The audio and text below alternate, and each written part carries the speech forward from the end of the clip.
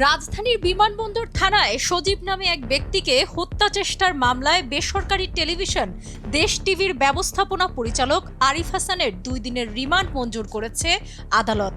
তিনি বেসরকারি television channel মালিকদের সংগঠন association of television channel owners অ্যাটকোর সাধারণ সম্পাদক।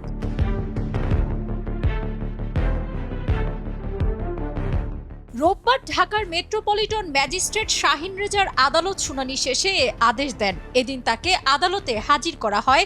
এরপর মামলার তদন্ত কর্মকর্তা উপপরিদর্শক আবু সাইদ তার 3 দিনের রিমান্ড আবেদন করেন। ওই আবেদনে আরিফ হাসানকে আওয়ামী লীগের অর্থের যোগানদাতা হিসেবে উল্লেখ করেছেন তদন্ত কর্মকর্তা।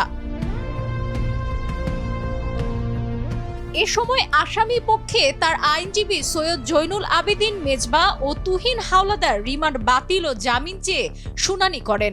অন্যদিকে রাষ্ট্রপক্ষে অতিরিক্ত পাবলিক প্রসিকিউটর মোহাম্মদ আজিজুল হক দিদার জামিনের বিরোধিতা করেন। মোহাম্মদ আরিফ হাসান নামে একজন আসামি ধৃত করেন এয়ারপোর্ট থেকে। সে দেশের বাইরে চলে যাচ্ছিল, ওইখান থেকে ধৃত করেন।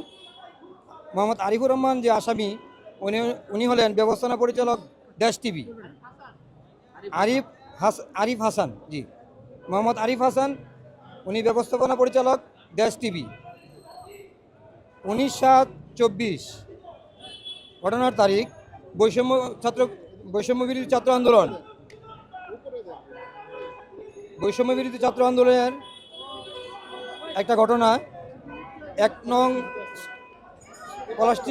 নং সেক্টর, বিমানবন্দর থানা 1 নং সেক্টর স্কলাস্টিকা স্কুলের সামনে 17 ঘটিকার সময় যে গোলাগুলি হয়, এতে করে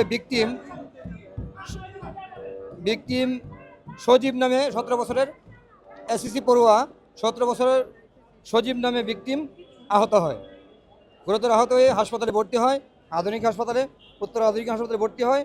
আবার আরও বেশি অবস্থার অবনতি হইলে তারা উত্তরা লুবানা হাসপাতালে নিয়ে যায়। এই মামলায় আসামি মোহাম্মদ আরিফ হাসান, ব্যবস্থাপনা পরিচালক দেশ টিভি, ওনাকে আজকে অ্যারেস্ট করা হয়।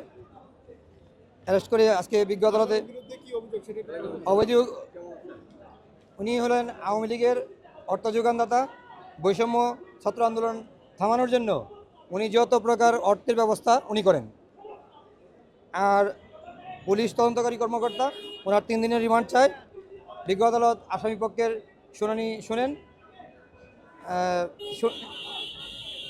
এবং সরকারি পক্ষের শুনানি শোনেন, জামিন নামঞ্জুর করেন। 3 দিনের রিমান্ড চান। 2 দিনের বিজ্ঞ আদালত সন্তুষ্ট হয়ে 2 দিনের রিমান্ড দেন। উভয় পক্ষের শুনানি শেষে আদালত জামিন নামঞ্জুর করে রিমান্ডের আদেশ দেন। এর আগে শনিবার রাতে বিদেশ গমনকালে সন্দেহ হওয়ায় ইমিগ্রেশন পুলিশ তাকে আটকে দেয়। পরে খবর পেয়ে বিমানবন্দর থানা পুলিশ তাকে গ্রেপ্তার করে থানায় নিয়ে যায়। মামলার অভিযোগ থেকে জানা যায়, বৈষম্য বিরোধী ছাত্র আন্দোলনের সময় গত 19শে জুলাই স্কলাস্টিকা স্কুলের সামনে গুলিবিদ্ধ হয় সজীব। পরে তাকে চিকিৎসার জন্য হাসপাতালে নেওয়া হয়। এই ঘটনায় সজীবের বাবা বিমানবন্দর থানায় হত্যা চেষ্টার মামলা করেন। শেখ ফরিদের পাঠানো তথ্যচিত্রে ডেস্ক রিপোর্ট, সাবরিনা কাজী, কালের কণ্ঠ।